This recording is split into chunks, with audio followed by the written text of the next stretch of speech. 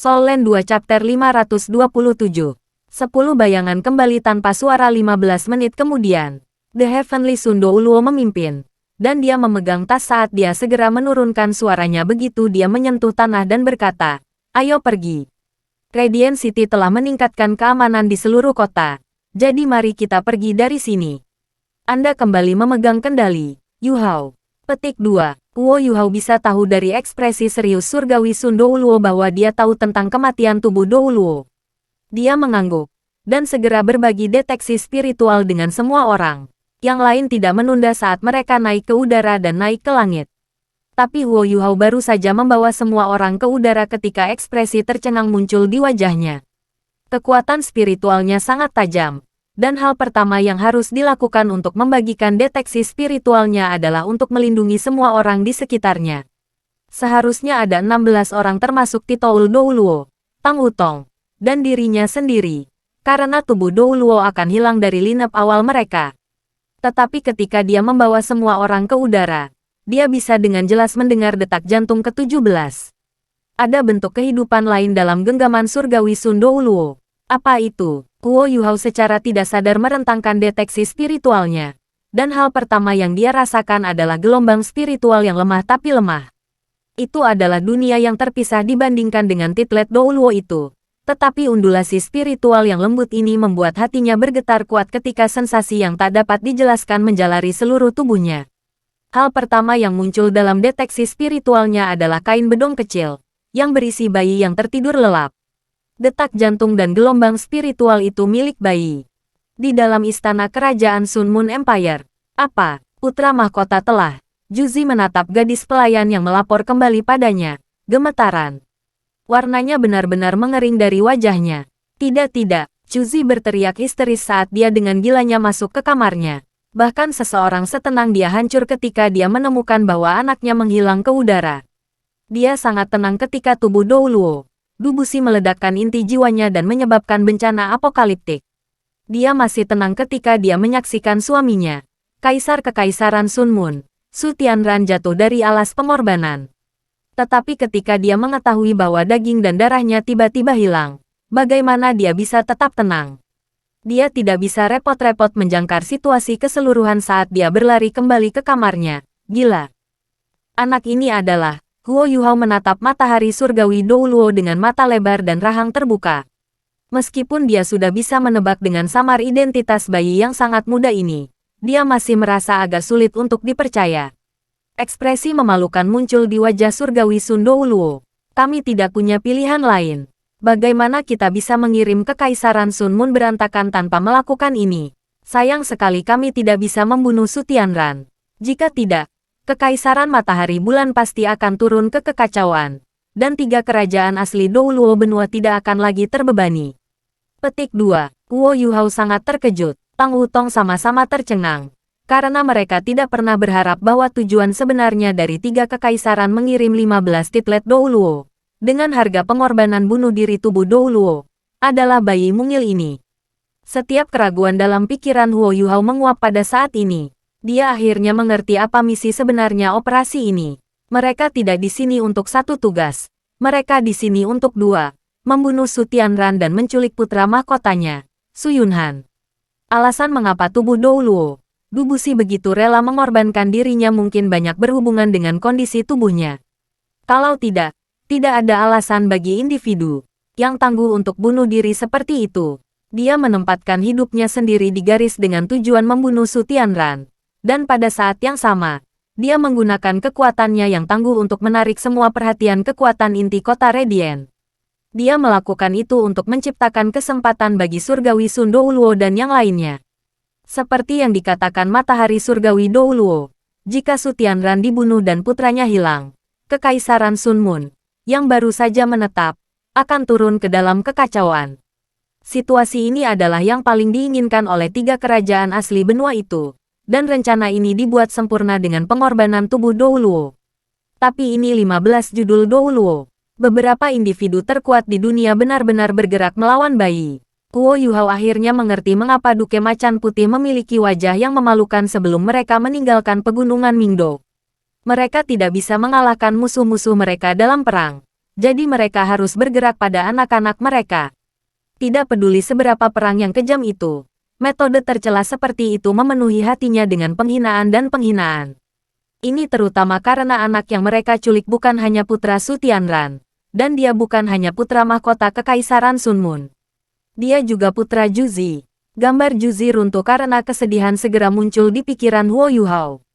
Juzi adalah seorang yatim piatu, dan setiap anggota keluarganya tewas dalam perang. Ini sudah menyebabkan kepribadiannya sedikit berubah. Sekarang dia punya anak, darah dan dagingnya sendiri, tetapi anaknya tiba-tiba diambil darinya. Tidak sulit membayangkan pukulan seperti apa yang akan dia ambil.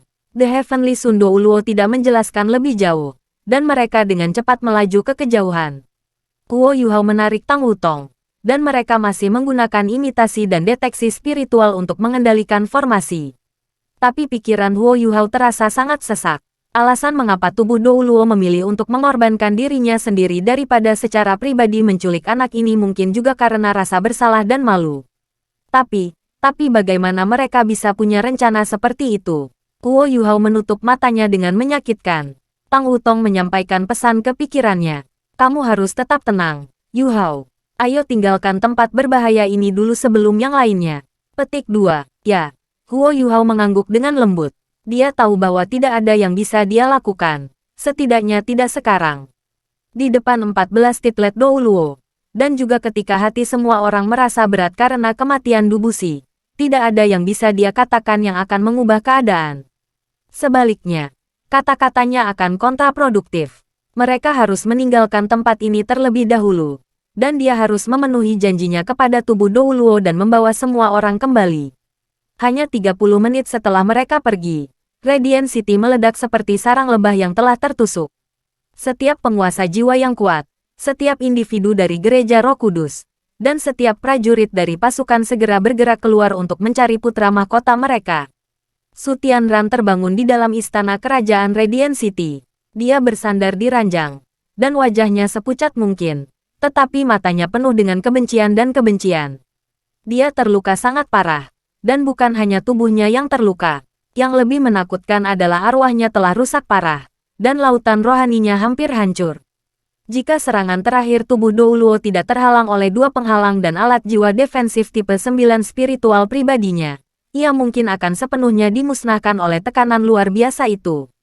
Tapi mimpi buruknya kembali begitu dia bangun. Pangeran mahkotanya, Su Yunhan, telah diculik oleh orang tak dikenal. Su Tianran sudah membunuh banyak orang karena ini. Meskipun wajahnya seputih kertas, dia tidak bisa menyembunyikan pembunuhan yang mendalam di matanya. Baik sekali, bagus. Tubuh Dou Luo, sangat bagus. Gereja Roh Kudus. Su Tianran menggertakkan giginya begitu keras hingga dia hampir menghancurkannya. Jika tubuh Dou Luo tidak mengorbankan dirinya sendiri, bagaimana dia bisa menarik perhatian semua orang? Jika Gereja Roh Kudus tidak egois, bagaimana mungkin para penculik yang kuat ini berhasil? Su Tianran penuh kebencian, dan dia ingin membunuh semua orang di sekitarnya. Dia baru saja mengkonsolidasikan tahtanya, dan upacara pengorbanan besar ini akan menjadi titik awal sejati kerajaannya yang mulia. Tetapi sesuatu seperti ini harus terjadi. Upacara pengorbanan besar terpaksa berakhir, dan begitu banyak nyawa warga negara hilang. Ini merupakan pukulan berat bagi reputasi dan pengaruhnya. Dan yang lebih penting, seseorang telah menculik putra mahkota. Berhenti menangis. Su Tianran menggeram pada Juzi, yang berlutut di bawahnya. Dia mulai batuk tak terkendali setelah berseru. Ekspresi Juzi bahkan mungkin lebih pucat daripada ekspresi Su Tianran. Suaranya bergetar saat dia berkata, Yang mulia, Anda harus menyelamatkan Yunhan. Anda harus menyelamatkannya. Dia baru berusia 1 tahun dan 3 bulan. Petik 2. Bangun. Su Tianran menurunkan suaranya saat dia berbicara. Juzi menopang dirinya di atas meja di sampingnya dan berjuang untuk berdiri. Su Tianran menunjuk ke tempat tidur di depannya, dan Juzi pergi untuk duduk. Dia tampak seperti kehilangan semangat pada saat ini. Juzi, aku mengerti apa yang kamu rasakan. Tapi sekarang, kamu harus mengerti apa yang orang-orang inginkan dengan menculik Yunhan. Petik 2. Tentu saja Juzi mengerti. Tetapi semakin dia mengerti, semakin dia merasa sedih. Matanya dipenuhi dengan ekspresi memohon saat dia berkata, Yang Yunhan adalah anak kita. Dia adalah putra mahkota Anda. Apapun yang terjadi, Anda harus menyelamatkannya. Aku memohon Anda. Aku memohon Anda. Ekspresi brutal melintas di mata Su Tianran. Selamatkan dia. Bagaimana saya menyelamatkannya? Para penculiknya pastilah kaki tangan Dou Luo. Dan tujuan mereka sederhana. Mereka ingin menghentikan saya memulai kembali perang. Menghentikan saya menginjak-injak 3 kerajaan benua. Apakah mereka benar-benar berpikir bahwa mereka dapat menghentikan saya seperti itu? Jika saya dapat memiliki 1 putra, maka saya dapat memiliki 1 putra. Karena mereka telah mengambil putra mahkota, maka aku akan mengorbankan hidup mereka untuk membayarnya. Chu Zi, kamu harus segera mengumpulkan dirimu. Aku bisa membiarkanmu memimpin pasukan, dan segera melancarkan serangan terhadap mereka. Gunakan darah mereka untuk membayar putra kami. Petik 2. Tidak, Chu Zi menjerit histeris, dan ekspresinya segera menjadi seputih kertas. Dia tidak pernah berharap Su Tianran mengatakan sesuatu seperti itu setelah beberapa saat. Kata-katanya tidak diragukan lagi merupakan hukuman mati bagi putranya. Semua itu berbicara tentang bagaimana ia dapat memiliki yang kedua karena ia memiliki yang pertama. Putra mahkota bukanlah darah dagingnya, dia hanyalah alat lain. Tentu saja, Su Tianran tidak akan merasakan sakit hatinya. Tapi Yunhan adalah putranya, bagaimana mungkin dia tidak peduli dengan keselamatannya? Mata Su Tianran menjadi ganas dan menyeramkan saat dia mengangkat tangannya dan meraih leher Chu Zi. Wajahnya yang berbahaya dipenuhi dengan pembunuhan ketika dia menggeram. Kamu berani melawanku? Wajah cantik Chu Zi memerah dan bengkak saat dia merasa sulit bernapas. Tapi matanya menatap tanpa berkedip ke Su Tianran. Dia tidak mau memberikan seperempat, dan seluruh tubuhnya bergetar karena marah. Jika dia merasakan rasa terima kasih terhadap Su Tianran sebelumnya, maka semua yang ada di hatinya telah menguap pada saat ini. Apakah Su Tianran tidak melatihnya menjadi alat ketika dia membawanya kembali bertahun-tahun yang lalu? Dia telah menyelamatkan hidupnya setelah itu, dan di dalam hatinya, semua yang dia miliki padanya telah dikembalikan. Alasan mengapa dia bersedia melakukan semua hal untuknya adalah karena dia ingin membalas dendam. Tapi bagaimana mungkin dia tidak punya perasaan sama sekali ketika mereka sudah bersama begitu lama? Tapi Chu Zi benar-benar mengerti betapa naifnya dia pada saat ini. Bagaimana mungkin sentimen di dunia membelenggu seorang lelaki seperti itu? Semua kerinduan dan perasaan di hatinya hanyalah ilusi. Dan dia mendapati dirinya begitu menggelikan sehingga dia menaruh begitu banyak harapan pada orang seperti itu. Su Tianran merasakan jantungnya berdetak kencang saat dia menatap matanya. Rasa sakit yang hebat menyentak otaknya saat dia tanpa sadar melepaskan cengkeramannya. Dan Chu Zi jatuh di sampingnya. Su Tianran mendukung dahinya dengan tangannya saat dia menutup matanya dengan kesakitan. Lupakan, hanya selesaikan ini sesuka Anda. Kami akan mencoba semua yang kami bisa untuk mencari putra mahkota. Dan kami akan berbicara setelah itu jika tidak berhasil. Kamu boleh pergi. Chu Zi berlutut. Gemetar. Dia menundukkan kepalanya. Dan suaranya terdengar serak dan mulai bergetar ketika dia berkata kepada Su Tianran. Terima kasih, Yang Mulia. Dengan itu, dia merangkak keluar dari kamar Su Tianran berlutut. Apa yang tidak bisa dilihat Su Tianran adalah bahwa mata Chu Zi dipenuhi dengan kebencian dan keganasan. Tapi dia benar-benar menyembunyikan pembunuhannya dan tidak menunjukkan itu sama sekali. Long Xiaoyao berdiri di ruangan yang gelap gulita tanpa sinar cahaya sama sekali dengan tangan di belakang. Matanya dipenuhi dengan kesedihan. Kamu terluka. Suara yang agak serak dan melengking bisa terdengar. Dan lapisan warna merah gelap bersinar di dalam ruangan. Dewa kematian Dou Luo. Ye Sishui diam-diam muncul tidak jauh di belakangnya. Aku belum merasakan perasaan disakiti dalam waktu yang lama. Saya tidak berharap Old Poison menjadi begitu brutal dan intens. Bahwa dia akan memilih jalan seperti itu. Bahwa ia lebih baik mati untuk negaranya di depan jutaan daripada hidup selama beberapa tahun lebih. Yang lain dari generasi kita telah jatuh. Petik 2. Ye Sishui berkata dengan jelas. Mengapa kamu tidak bertanya padaku mengapa aku menolak untuk membantumu? Tidakkah Anda ingin menginterogasi saya tentang hal itu? Petik 2. Long Xiaoyao menggelengkan kepalanya. Mengapa saya harus menginterogasi Anda? Mengapa saya harus bertanya ketika saya tahu jawabannya? Yang benar adalah, aku selalu tahu siapa aku untukmu. Tapi saya khawatir tidak banyak yang bisa saya berikan kepada Anda. Petik 2. Suara Ye Sishui tiba-tiba berubah dingin. Aku tidak akan menghentikanmu jika kamu ingin pergi. Anda dapat pergi kapanpun Anda mau. Petik 2. Long Xiaoyao berbalik dan menatap wajah pucat Ye Sishui. Suaranya segera berubah lembut. Dan dia berkata, Sishui, aku akan pergi lama sekali jika aku mau.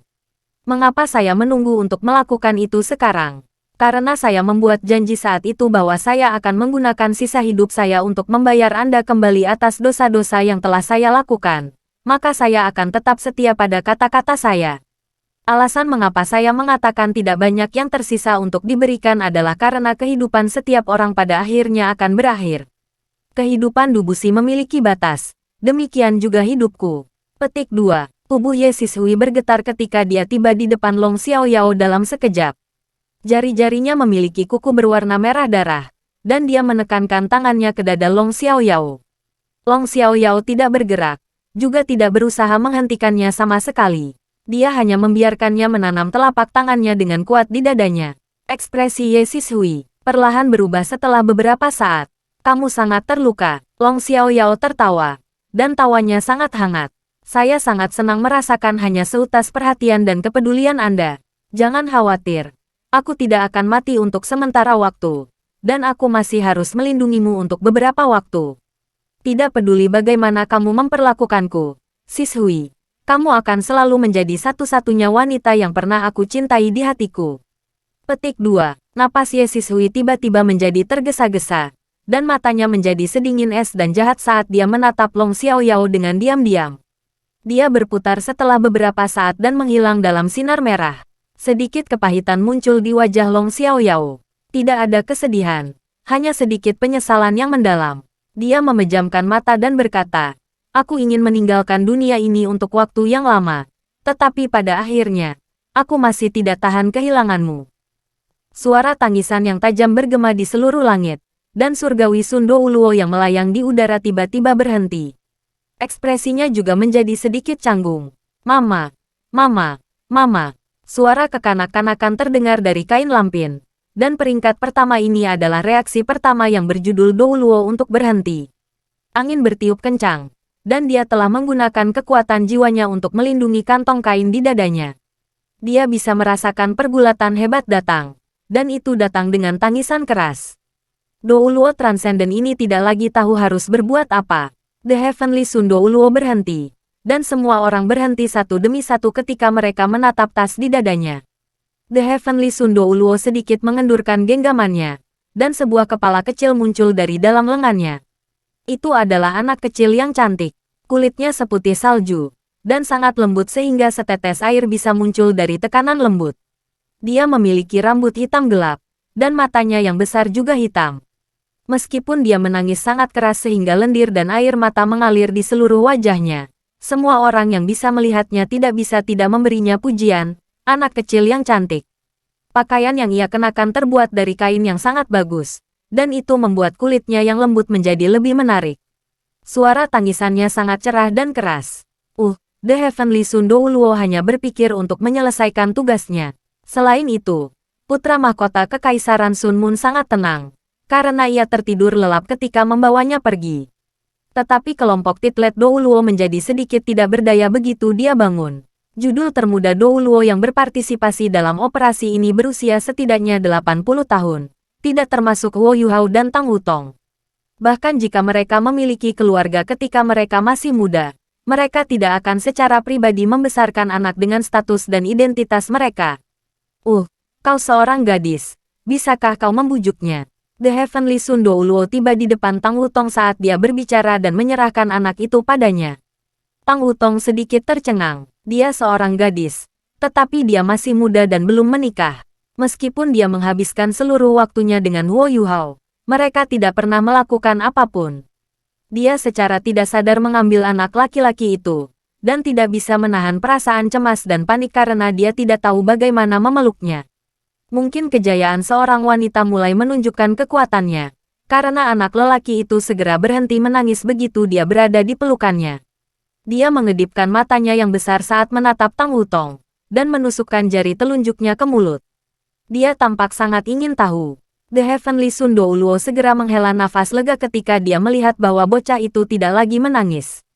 Bibi, susu, Orang kecil itu tiba-tiba berbicara, dan wajah Tang Wutong memerah.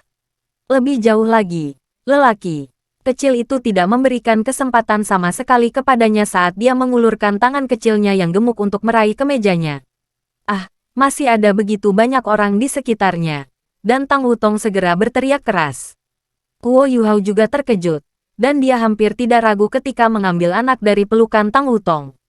Tang Wutong memiliki segel misterius di tubuhnya. Jika anak kecil ini secara tidak sengaja menyentuh tempat yang tidak seharusnya ia sentuh dan memicu segelnya, balas dendam yang dihasilkan bukanlah sesuatu yang bisa diambil oleh anak yang baru berusia hampir 1 tahun.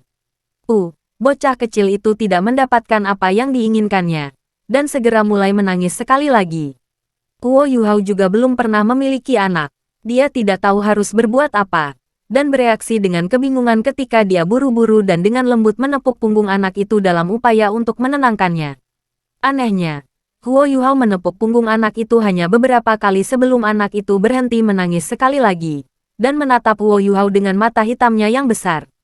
Dia sangat imut, siapapun pasti ingin mencubit dan meremas pipinya yang imut dan gemuk. Siapapun bahkan akan merasa ingin memberinya ciuman. Terlebih lagi, untuk beberapa alasan, perasaan yang tidak dapat dijelaskan melintas di hati Guo Yuhao ketika dia menatap mata bayi itu. Ini adalah anak Juzi. Wah, Guo Yuhao tidak bisa berpikir lama sebelum bocah itu mulai menangis sekali lagi. The Heavenly Sundo Uluo mengerutkan kening dan berkata, apa yang harus kita lakukan?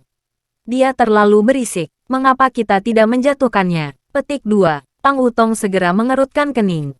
Dia hanya bayi. Bagaimana Anda bisa mengatakan itu? Bagaimana jika Anda menyakitinya? Apakah dia lapar? Petik 2. Guo Yuhao memikirkan bagaimana bocah itu ingin menyusu payut asterisranya. Dia segera berkata, dia harus lapar. Tapi bayi kecil seperti ini seharusnya mau minum susu. Ya. Petik 2. Mata semua orang tertuju pada Tang Wutong begitu dikatakan.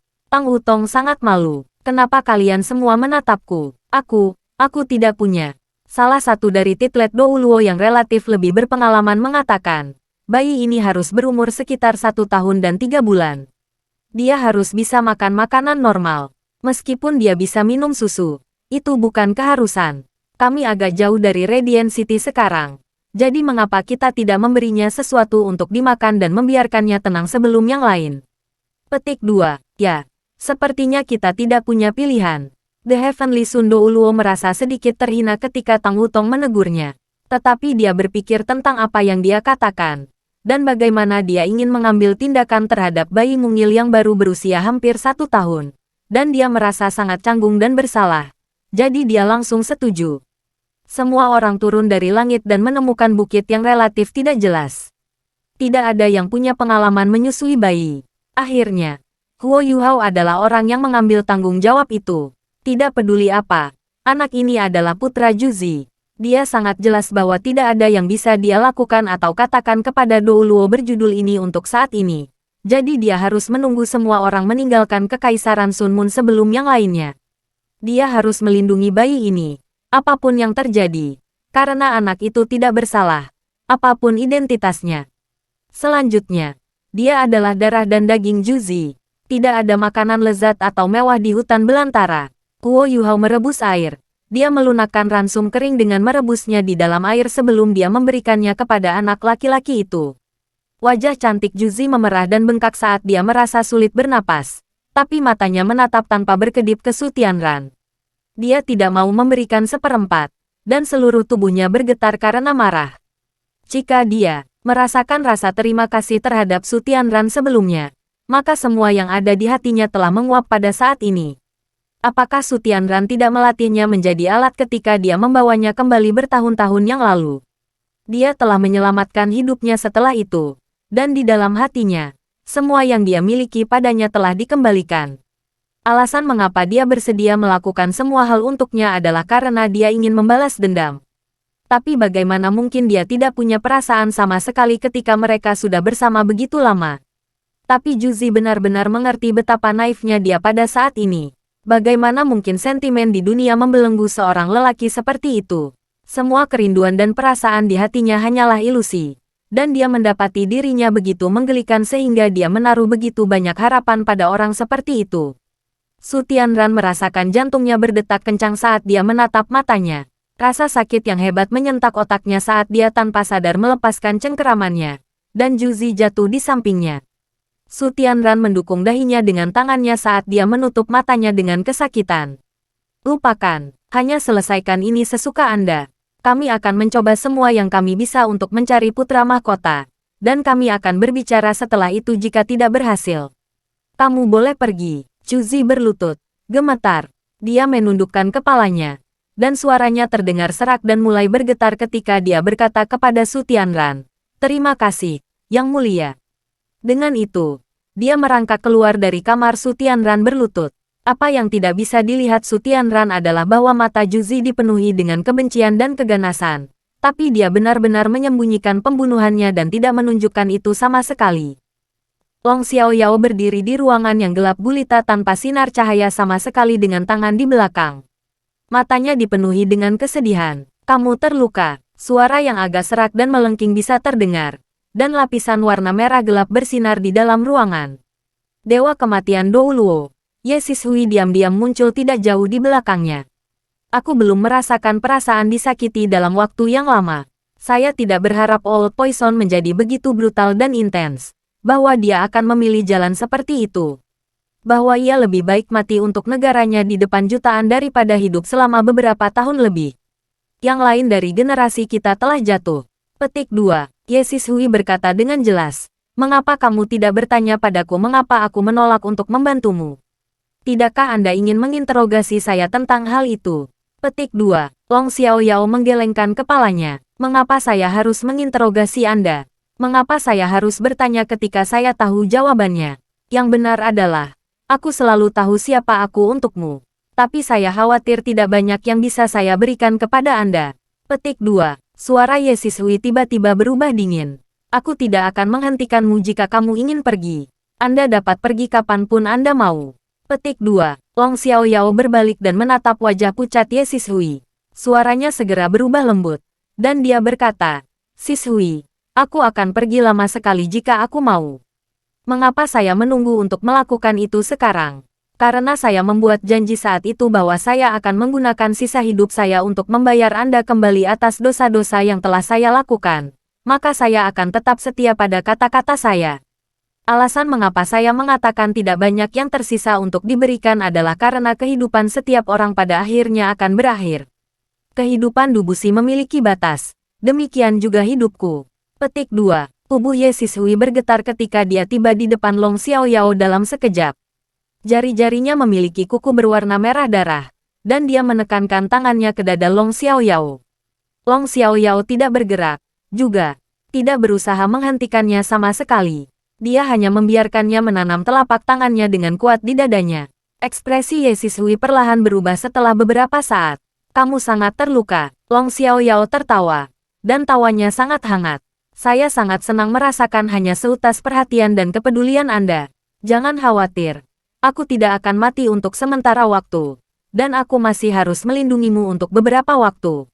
Tidak peduli bagaimana kamu memperlakukanku, Sishui. Kamu akan selalu menjadi satu-satunya wanita yang pernah aku cintai di hatiku.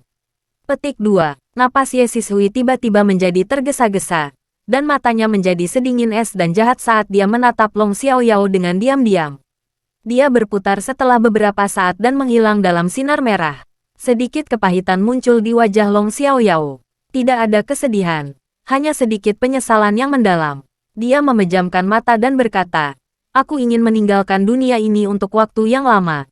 Tetapi pada akhirnya, aku masih tidak tahan kehilanganmu. Suara tangisan yang tajam bergema di seluruh langit. Dan surgawi Sun Douluo yang melayang di udara tiba-tiba berhenti. Ekspresinya juga menjadi sedikit canggung. Mama, mama, mama. Suara kekanak-kanakan terdengar dari kain lampin. Dan peringkat pertama ini adalah reaksi pertama yang berjudul Douluo untuk berhenti. Angin bertiup kencang. Dan dia telah menggunakan kekuatan jiwanya untuk melindungi kantong kain di dadanya. Dia bisa merasakan pergulatan hebat datang. Dan itu datang dengan tangisan keras.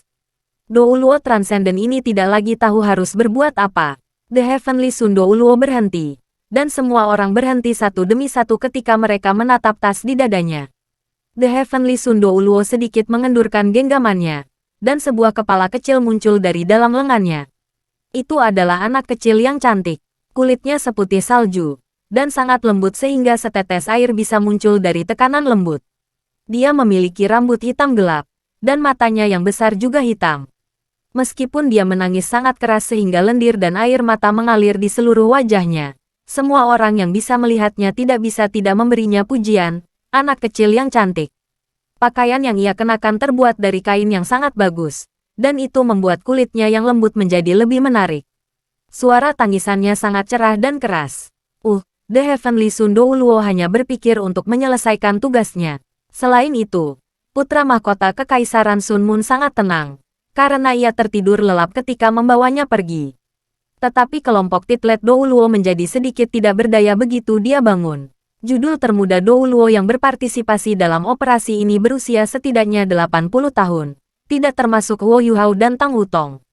Bahkan jika mereka memiliki keluarga ketika mereka masih muda, mereka tidak akan secara pribadi membesarkan anak dengan status dan identitas mereka.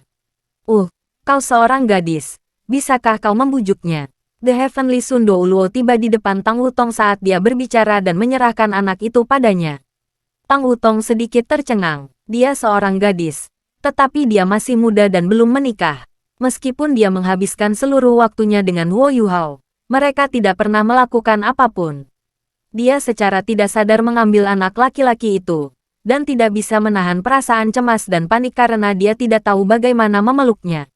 Mungkin kejayaan seorang wanita mulai menunjukkan kekuatannya, karena anak lelaki itu segera berhenti menangis begitu dia berada di pelukannya. Dia mengedipkan matanya yang besar saat menatap Tang Wutong, dan menusukkan jari telunjuknya ke mulut. Dia tampak sangat ingin tahu. The Heavenly Sundo Uluo segera menghela nafas lega ketika dia melihat bahwa bocah itu tidak lagi menangis. Bibi, susu, orang kecil itu tiba-tiba berbicara, dan wajah Tang Wutong memerah. Lebih jauh lagi, lelaki kecil itu tidak memberikan kesempatan sama sekali kepadanya saat dia mengulurkan tangan kecilnya yang gemuk untuk meraih kemejanya. Masih ada begitu banyak orang di sekitarnya, dan Tang Wutong segera berteriak keras. Wo Yuhao juga terkejut, dan dia hampir tidak ragu ketika mengambil anak dari pelukan Tang Wutong. Tang Wutong memiliki segel misterius di tubuhnya. Jika anak kecil ini secara tidak sengaja menyentuh tempat yang tidak seharusnya ia sentuh dan memicu segelnya, balas dendam yang dihasilkan bukanlah sesuatu yang bisa diambil oleh anak yang baru berusia hampir 1 tahun. Bocah kecil itu tidak mendapatkan apa yang diinginkannya, dan segera mulai menangis sekali lagi. Wo Yuhao juga belum pernah memiliki anak. Dia tidak tahu harus berbuat apa, dan bereaksi dengan kebingungan ketika dia buru-buru dan dengan lembut menepuk punggung anak itu dalam upaya untuk menenangkannya. Anehnya, Wo Yuhao menepuk punggung anak itu hanya beberapa kali sebelum anak itu berhenti menangis sekali lagi, dan menatap Wo Yuhao dengan mata hitamnya yang besar. Dia sangat imut. Siapapun pasti ingin mencubit dan meremas pipinya yang imut dan gemuk. Siapapun bahkan akan merasa ingin memberinya ciuman. Terlebih lagi, untuk beberapa alasan, perasaan yang tidak dapat dijelaskan melintas di hati Wo Yuhao ketika dia menatap mata bayi itu. Ini adalah anak Juzi. Wo Yuhao tidak bisa berpikir lama sebelum bocah itu mulai menangis sekali lagi. The Heavenly Sundo Uluo mengerutkan kening dan berkata, apa yang harus kita lakukan? Dia terlalu berisik. Mengapa kita tidak menjatuhkannya? Petik 2. Tang Wutong segera mengerutkan kening. Dia hanya bayi. Bagaimana Anda bisa mengatakan itu? Bagaimana jika Anda menyakitinya? Apakah dia lapar? Petik 2. Wo Yuhao memikirkan bagaimana bocah itu ingin menyusu payut asterisranya. Dia segera berkata, dia harus lapar. Tapi bayi kecil seperti ini seharusnya mau minum susu. Ya. Petik 2. Mata semua orang tertuju pada Tang Wutong begitu dikatakan. Tang Wutong sangat malu. Kenapa kalian semua menatapku? Aku tidak punya. Salah satu dari Titlet Douluo yang relatif lebih berpengalaman mengatakan, bayi ini harus berumur sekitar 1 tahun dan 3 bulan.